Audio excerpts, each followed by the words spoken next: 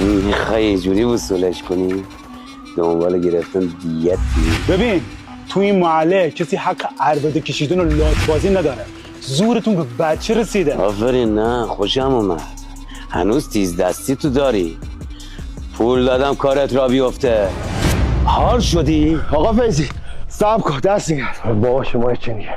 آقا فیضی بابا ما داغ داریم، تو به پولت میرسی، یه چند روز به من فرصت بده. این تو بمیری از اون تو بمیری یا نیست؟ تاریخ انقضاتون خیلی وقت گذشته. بلایی سرتون بدم که مرغای آسمون به حالتون گریه کنن. من دستم بسته است، وگرنه به کسی رحم نمی‌کردم. من رب رو به آدما رو میکشیدم میآوردم جلو چشاشون. خودت هم خوب میدونی با این دار و دستت قسمت روزگار بوده من از تو نزول کنم و الانم پاش هستم. چند روز دیگه میارم بهت میدم. یه هفته دیگه بهت فرصت میدم، اونم فقط به خاطر آقات.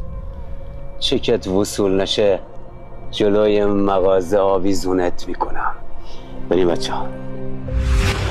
داداش زنگ زد.